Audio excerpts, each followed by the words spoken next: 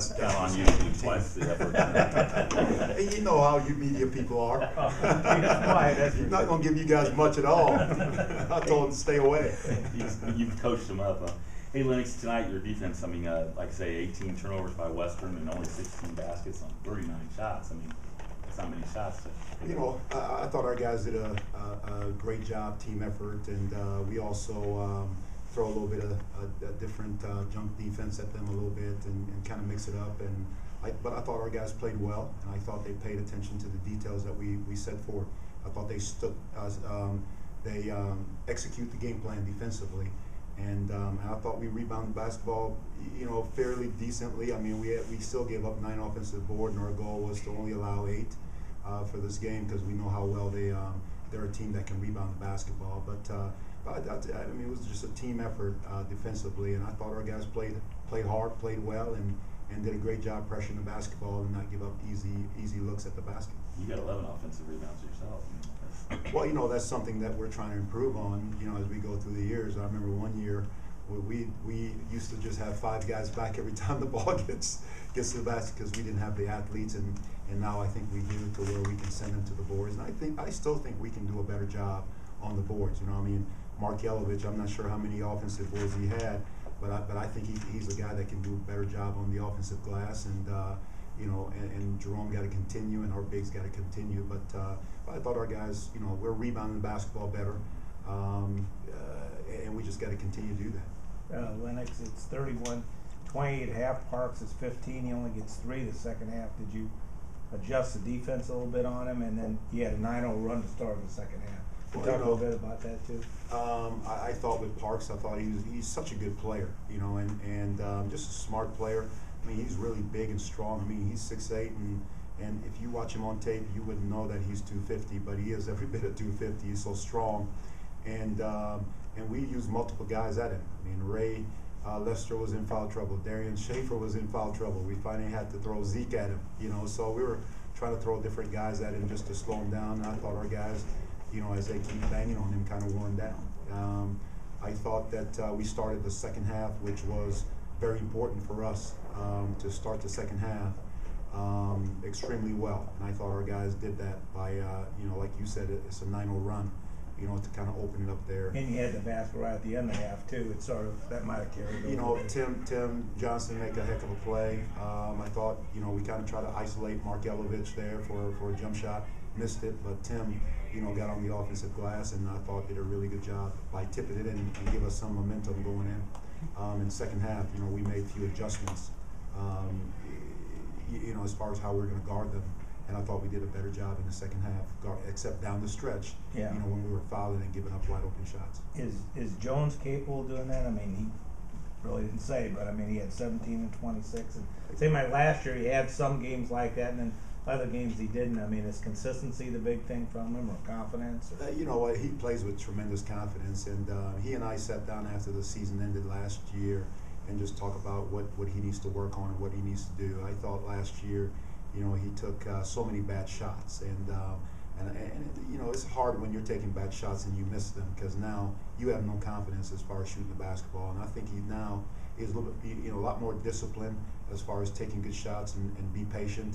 And our team definitely have to be that way too, be more disciplined offensively.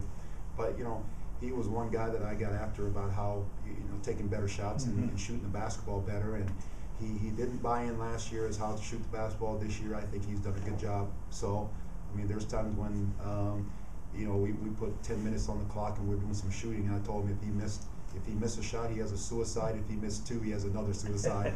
You know, just to get guys to be locked in as far as shooting the basketball. And you know, he did a tremendous job for us on Saturday against Mizzou in the first half, and I thought he was tremendous for us again tonight. You know, especially when a guy like Mark Yelovich struggles a little bit.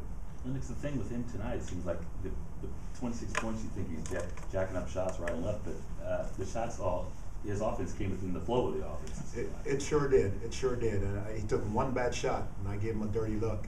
And you know, he kind of said, he kind of nodded like, yes, I know, a bad shot. You know, so, but you know, I thought he did a really, really good job getting his shots in the flow of the game. You know, and again, he made some tough ones too down the stretch. We were up 11 with probably about 3 minutes to go, or less than 3 to go, and you know, we're trying to run the clock a little bit, and here he comes, big shot, made it. You know, now we're up 14. You know, so again, though, he's proven that he can make those shots, and that's something he does in practice. You know, he makes them in practice, and to me, that's the confidence.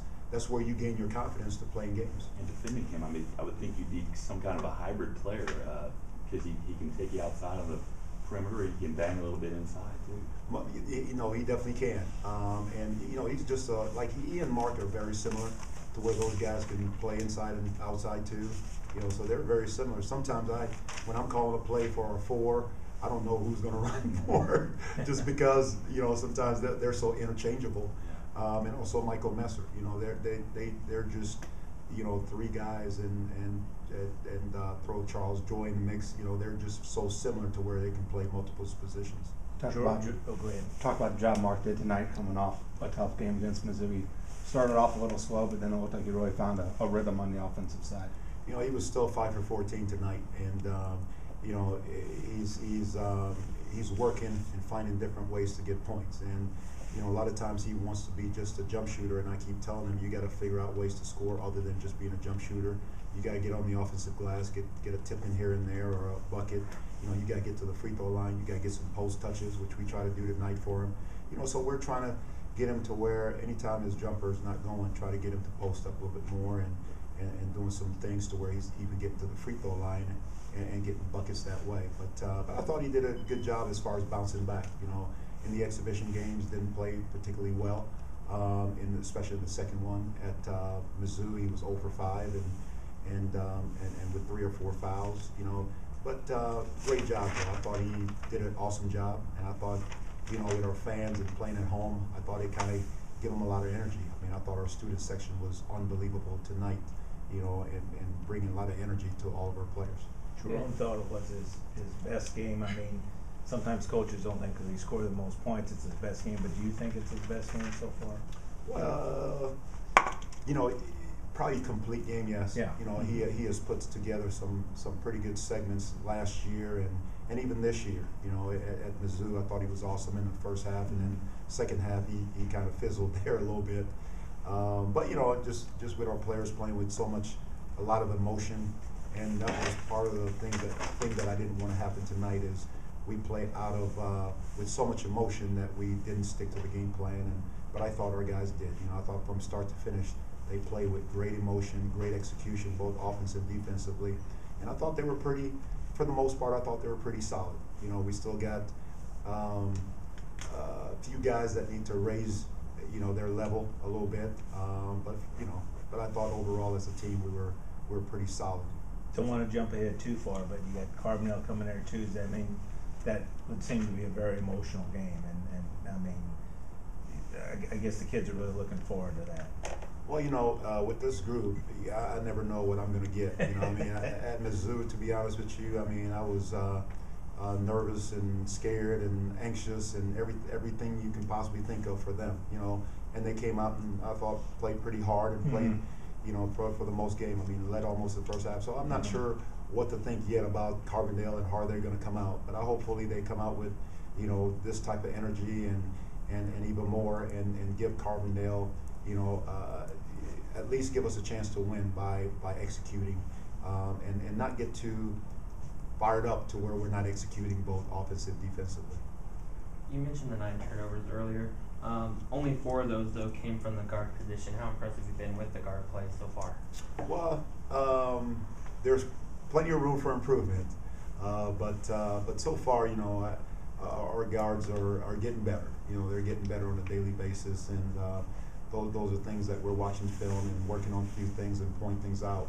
You know, but because they handle basketball so much, they have to be they have to take care of the basketball, and taking care of the basketball is so important. You know, and we want to go through games where, you know, especially tonight because of the tempo of how Western Illinois play, because they slow it down. There's not going to be a lot of possession. Was to keep our turnovers at the lowest we can, and our goal tonight was 8. You know, where some games because of how the other team played, and so many possession that goal may be 10 or 12. You know, so I was pretty pleased of how our guards, you know, take care of the basketball tonight. And I thought they made some good decision. And some of the turnovers were, I called a play and we went away from the play and no one was on the same page with it. You know, we were all not on the same page at the same time and had turnovers where we got to do a better job as far as, you know, stick with the game plan. You mentioned the big game by Jerome Jones, but the Guards also really spread the ball out a lot too. I mean, Zeke Schreier was the only player that played tonight that didn't score on the court. Well, you know, that's kind of how our offense is set up, to where I always want it to be team basketball, and I don't want it to ever be, you know, opponents coming into the game saying, okay, we got to shut him down, and you know, to where I feel like we have enough guys that can score for us. I think our inside play still got to get better, but part of it getting better is the fact that we don't throw it in there enough, you know. But that's what I want to see, though. I want to see the basketball being spread, and I don't care who scored what. Bottom line is just to win and play as a team, both ends of the floor, and win. And then you mentioned the student atmosphere here tonight. What do you expect for Carbondale? Well, you know, I know it's a game that's over the break, which was a game we were trying to get where all the students were here. But it, you know, with the hiring of their staff and we quite didn't get it done with the old staff, and you know, scheduling is hard. You know, trying to get the perfect date is hard to do, because our opponents, just like we, don't like to go on the road when students are there, and so are other teams. You know, but we're pretty honored though that Carbondale is willing to come up here and play us, and then we go back down there the following year, then they come back another year again in that 4-year contract out.